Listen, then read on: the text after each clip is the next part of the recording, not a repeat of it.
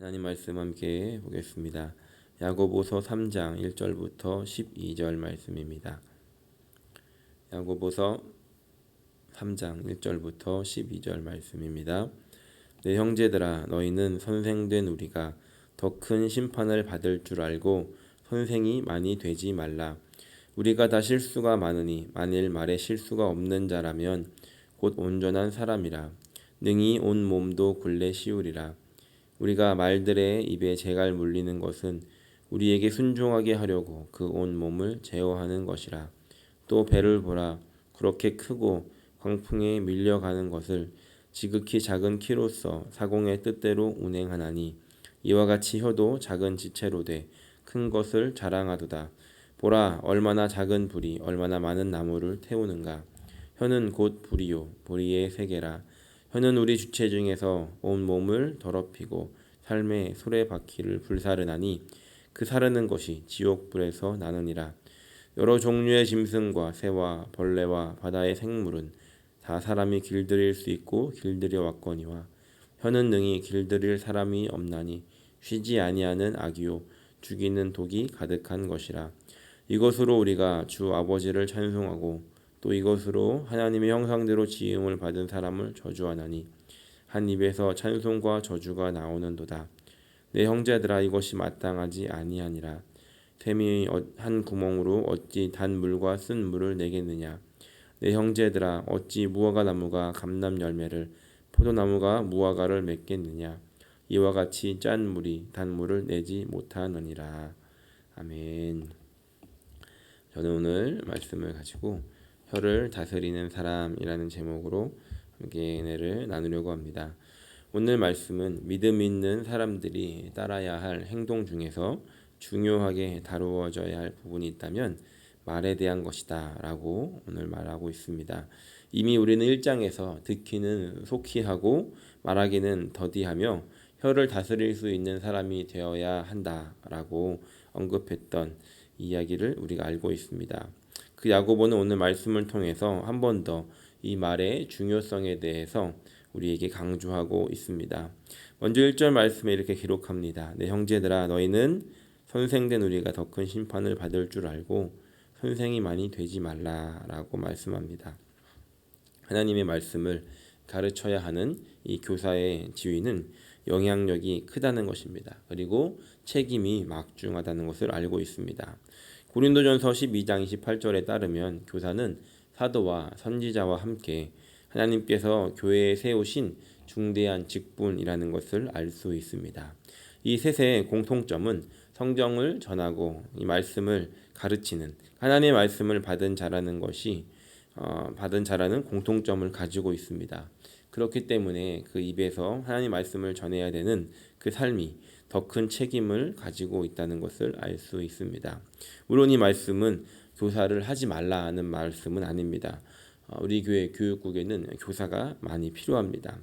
이 말씀은 말을 많이 해야 되는 그 자리의 무게가 얼마나 큰지에 대해서 우리에게 말하고 있습니다.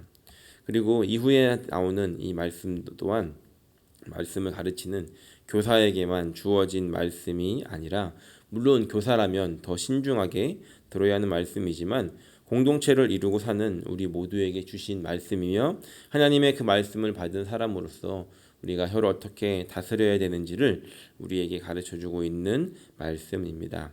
야고보는 이제 이 말이 얼마나 통제하기가 어려운지 2절 말씀을 통해서 이렇게 표현하고 있습니다. 우리가 다 실수가 많으니 만일 말에 실수가 없는 자라면 곧 온전한 사람이라. 능히 온 몸도 굴레 씌우리라. 우리가 실수가 많다는 것을 야고보는 인정합니다. 특별히 그 말에 실수가 많다는 것을 인정하고 있습니다. 살아가면서 몇 번은 이 말실수로 인해서 곤란한 일을 겪으신 적이 있으실 것입니다. 저도 전에 사역하던 교회에서 한 성도님에게 이 말을 지혜롭게 하지 못하는 바람에 몇 년 동안 관계 가운데 어려움을 겪은 적이 있었습니다. 이 신뢰라고 하는 것이 쌓아가는 것은 참 어려운데 그 신뢰가 무너지는 것은 한마디 말로 인해 그 신뢰가 무너질 때가 있다는 것입니다. 그리고 그렇게 무너진 신뢰는 다시 회복하기가 여간 어려운 게 아니라는 것을 우리가 알 수 있습니다. 또한 이런 분들도 계셨습니다. 행동하는 믿음을 보여주시며 가난한 자들을 돕고 또 돌보아주고 또 교회를 위해서 이웃을 위해서 헌신하고 봉사하셨음에도 불구하고 그 입을 다스리지 못해 인정을 받지 못하고 받은 복을 털어내는 그런 분들도 종종 보게 됩니다. 참 안타까운 일이라는 것입니다. 그만큼 입술을 다스리는 것이 어렵다는 것을 알 수 있습니다. 야고보는 말에 실수가 없는 자라면 온전한 자라고 하며 능히 온 몸도 이끌어 갈 수 있을 것이다 라고 이야기를 하고 있습니다. 그만큼 이 말을 다스릴 수 있는 사람은 온전한 사람, 완전한 사람이라는 것, 그리고 그 몸도 그 행동도 다스릴 수 있는 사람이라는 것을 우리에게 가르쳐주고 있는 것입니다. 그러면서 세 가지 예를 들어 설명해주고 있는데, 먼저 첫 번째는 이 말의 입에 우리가 타고 다니는, 물론 우리는 잘 타지 않지만 타고 다니는 그 말들의 입에 재갈을 물리는 것과 같다라는 표현을 합니다. 재갈을 물린 뒤 끈을 연결해서 그 말을 탄 사람이 이쪽으로 잡아당기면 말이 이쪽으로 가고 이쪽으로 반대로 잡아당기면 반대로 가는 것처럼 우리의 입에서 나오는 그 말이 우리의 삶의 방향을 이끌어가게 된다는 것을 이야기합니다. 또한 4절에는 배에 달린 키로 그것을 묘사를 했는데, 큰 배가 광풍에 밀려 가다가도 그 방향을 작은 키 하나로 통제할 수 있는 것처럼 혀는 아주 작은 것이지만 그만큼 큰 무게를 가지고 중요하다는 것을 우리에게 가르쳐주고 있습니다. 그리고 세 번째는 이 혀를 불로 묘사를 하고 있습니다. 그것은 작은 불꽃 하나가 온 산을 태우는 것처럼 몇 마디 말이 나중에는 걷잡을 수 없는 일로 커질 수 있다는 것을 우리에게 가르쳐주고 있습니다. 이 세 가지의 묘사를 통해서 혀는 굉장히 작은 것이지만 우리의 삶을 다 통째로 바꿀 수 있는, 그리고 큰 영향을 줄 수 있는 중요한 것이다는 것을 우리에게 가르쳐주고 있다는 것이죠. 그러면서 6절에 이 혀에 대해서 정리하기를 이렇게 기록합니다. 6절 중반에 보니까 혀는 곧 불의의 세계라. 혀는 우리 지체 중에서 온 몸을 더럽히고 삶의 수레바퀴를 불사르나니 그 사르는 것이 지옥불에서 나느니라 라고 이렇게 기록하고 있습니다. 삶의 수레바퀴를 불사를 만큼 이 혀는 우리 몸을 더럽히고 또 중요한 무게를 가지고 있다는 것입니다. 이 삶의 수레바퀴를 불사른다는 것은 무슨 표현이겠습니까? 바퀴라고 하는 것은 한 축에 매달려서 이렇게 돌아갑니다. 그래서 그 바퀴는 그 축에만 매달려 있으면 아주 자연스럽게 굴러가게 된다는 것이죠.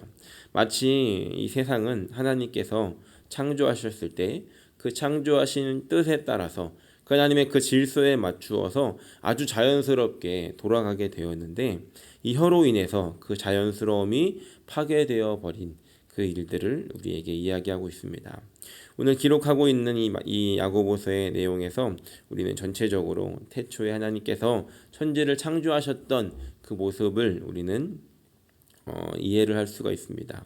하나님께서 처음 지으셨던 세상은 아주 완벽했습니다. 그리고 아주 완벽하게 돌아가는 시스템을 가지고 있었습니다. 그리고 하나님께서 하나님의 형상을 따라 지으신 그 사람에게 만물을 다스릴 통치권을 주셨습니다. 그래서 이 태초에 아담에게는 말의 능력이 있었습니다. 하나님의 형상을 말씀으로 창조하신 그 하나님의 형상을 입은 사람이었기 때문에 그 말에 여전히 하나님의 능력이 있었던 것입니다. 그래서 그가 부르는 대로 이름이 되었고 그가 말하는 대로 그것이 그렇게 정체성을 갖게 되었던 것입니다.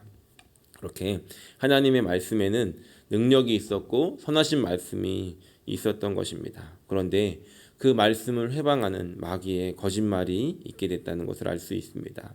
그 거짓말에 속은 사람은 결국 의심하는 말, 탐욕에 사로잡힌 말, 남에게 핑계대는 말로 그 말이 더럽혀지게 되었다는 것이죠.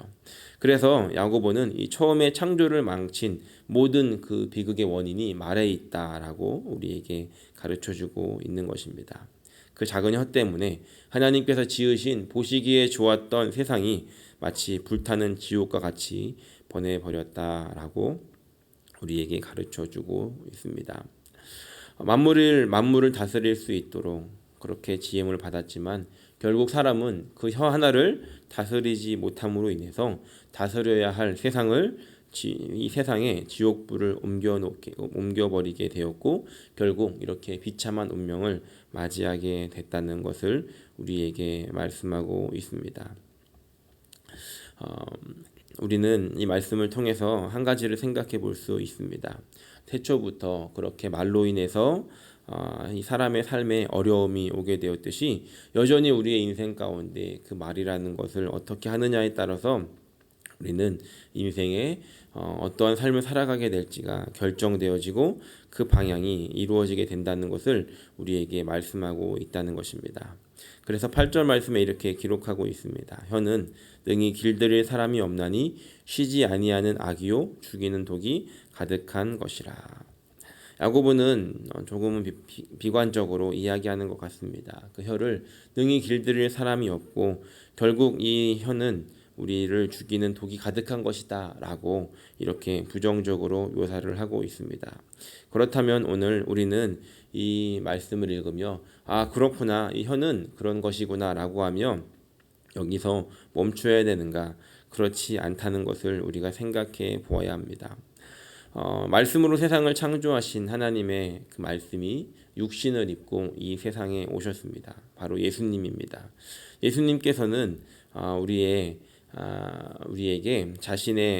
우리에게 그 말씀하신 말들과 또 그 삶이 어떠했는지를 보여주셨습니다. 예수님께서 말씀하신 대로 이 세상을 살아가셨고 또 그 말씀에 실수가 없으시 온전함으로 말씀을 하시며 살았다는 것입니다. 마치 2절에 말씀하고 있는 것처럼 말에 실수가 없는 자라면 곧 온전한 사람이라고 하고 있는데 예수님께서 바로 그런 모습을 살아가시며 온전한 삶을 사셨다는 것입니다. 그리고 이 세상에서 예수님께서는 완전한 승리를 이루시고 가셨다는 것을 우리가 알 수 있습니다.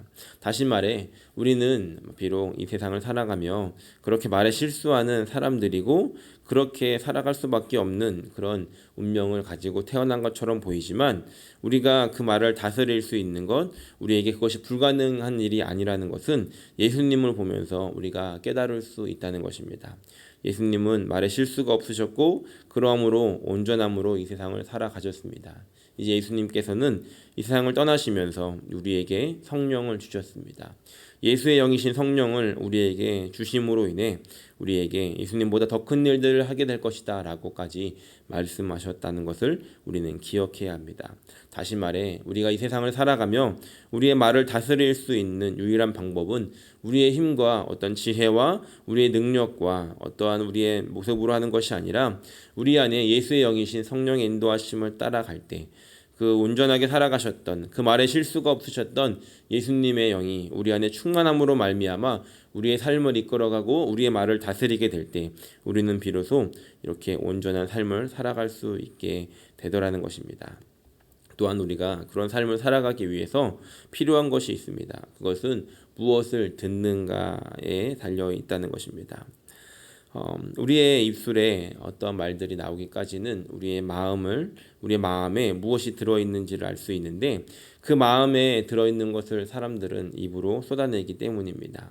그렇다면 그 마음에 무엇이 들어가느냐에 따라서 결과적으로 우리의 입에서 무엇이 나오는지를 알 수 있습니다. 다시 말해 우리는 무엇을 듣는지도 중요하게 생각해야 한다는 것입니다. 우리의 귀로 듣는 것은 마음으로 가며 우리의 입술로 나오는 것을 알 수 있기 때문입니다.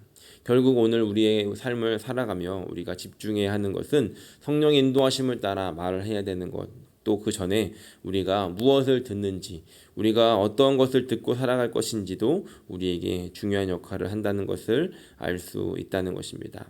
바라기는 오늘 우리의 삶을 다시 한번 돌아보며 또 오늘 하루의 삶을 다짐하며 하나님 오늘 내가 어떠한 것을 들어야 하는지 하나님께서 원하셨던 말씀 하나님으로부터 나오는 그런 말씀들을 듣게 하여 주시고 그 말씀이 우리의 마음 가운데 새겨지고 또 우리의 입술에서 하나님의 인도하심과 통치하심을 따라 하나님으로부터 들어왔던 것들이 우리의 입술을 통해 나오는 그런 온전한 삶을 살아갈 수 있게 해달라고 기도해야 하는 것입니다. 예수님의 삶을 우리가 기억하며 오늘 하루의 삶을 돌아보고 그러므로 말미암아 하나님께서 원하셨던 그런 삶을 살아갈 수 있는 저 여러분들이 되기를 소원합니다. 오늘 말씀을 보니까 이렇게 기록합니다. 이 입으로 우리가 주 아버지를 찬송하고 또 이것으로 하나님의 형상대로 지음 받은 사람을 저주하나니 한 입에서 찬송과 저주가 나오는도다. 내 형제들아 이것이 마땅하지 아니하니라 라고 기록하고 있습니다. 오늘 우리의 삶을 다시 한번 돌아보며 또한 그동안의 우리의 삶을 다시 한번 생각해보며 우리의 입에서 어떠한 것들이 나오고 있었는지 우리의 입에서 하나님을 찬양하는 말들과 또한 동시에 사람들을 저주하는 그런 말들이 나오고 있지는 않았는지 우리가 생각해 보아야 한다는 것입니다. 때로는 이럴 수 있고 때로는 저럴 수 있지라고 생각하는 것이 아니라 우리의 입술에서 다른 사람들을 비방하는 말들이 나온다라고 하는 것은 우리에게 우리는 한 입으로는 찬양을 하고 또 한 입으로는 사람들을 저주하며 사람들을 비방하며 나오는 이 말들이 옳지 않도다, 마땅하지 않도다라고 이야기하고 있다는 것입니다. 하나님께서는 이 세상을 만드실 때 하늘에서 이룬 것 같이 땅에서도 하나님의 뜻이 이루어지기를 원하셨습니다. 하나님께서 하늘에서 말씀하셨던 그 말씀이 이 땅에서 통치가 되어지고 이 땅과 연결이 되어져 말씀으로 이 세상이 만들어지게 되었다는 것입니다. 그런데 만약 우리의 입술로 한 입으로 찬양이 나오고 또 그 저주가 동일하게 나온다라고 한다면 우리는 그런 일관성이 깨어지게 되고 결국 이 하나님의 세계와 이 이웃의 세계를 분리시키는 일들이 이루어지게 된다는 것입니다. 바라기는 오늘 우리의 입술에서 하나님께서 원하시는 말들을 우리가 하나님께서 주시는 말들로 이 세상을 살아가고 그 말씀을 내므로 말미암아 하나님께서 원하셨던 하늘의 일들이 이 땅 가운데 저 여러분들의 입술을 통해 이루어지기를 소원합니다. 그래서 하나님께서 원하셨던 일들이 우리 삶을 통해 이루어져 하나님께서 기뻐하시는 삶을 오늘 하루 살아갈 수 있는 그런 저 여러분들의 삶이 되시기를 예수님의 이름으로 간절히 축원합니다.